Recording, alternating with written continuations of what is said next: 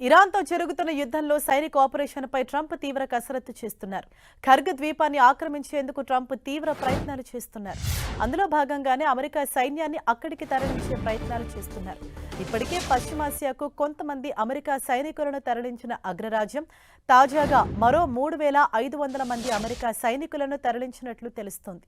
ఎలాగైనా ఇరాన్ దూకుడుకు కళ్లెం వేయాలని భావిస్తున్న ట్రంప్ గల్ఫ్ రీజియన్లో అమెరికా మెరైన్లను భారీగా మోహరిస్తున్నారు.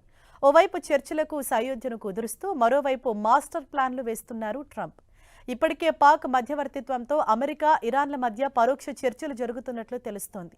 ఈ చర్చల్లో అగ్రరాజ్యం అమెరికా ఇరాన్కు 15 అంశాలతో ప్రతిపాదనలు పంపినట్లు తెలుస్తోంది.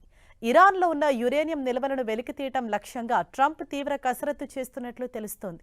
ఇరాన్ దగ్గర దాదాపు 970 పౌండ్ల యురేనియం ఉన్నట్లు సమాచారం.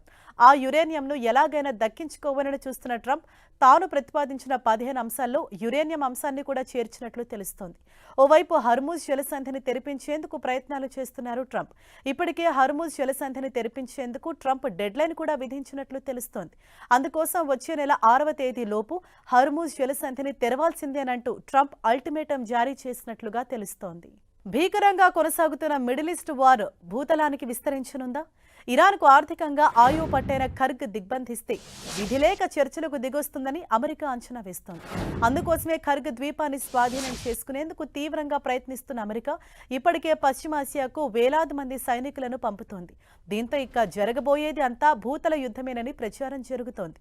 దీంతో ఇరాన్ కూడా అప్రమత్తమైంది. ముఖాముఖి పోరుకు సై అంటే సై అంటోంది. ఇరాన్ లొంగిపోవాలని అమెరికన్లు కోరుకుంటున్నంత కాలం యుద్ధం కొనసాగుతుందని ఇరాన్ హెచ్చరించింది.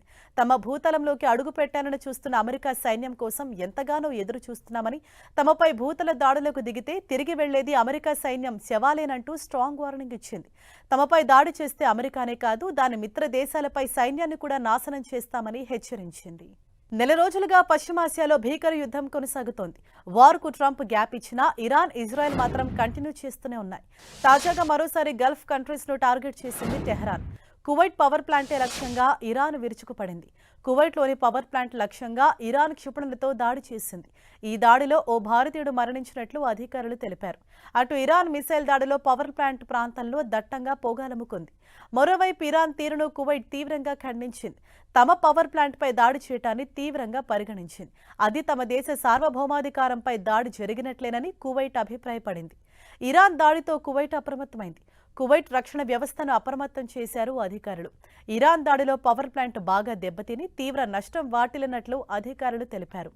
అటు లెబనాన్పై ఇజ్రాయెల్ దాడులు కంటిన్యూ చేస్తూనే ఉంది. దక్షిణ లెబనాన్ టార్గెట్గా ఇజ్రాయెల్ దాడులను మరింత ముమ్మరం చేసింది.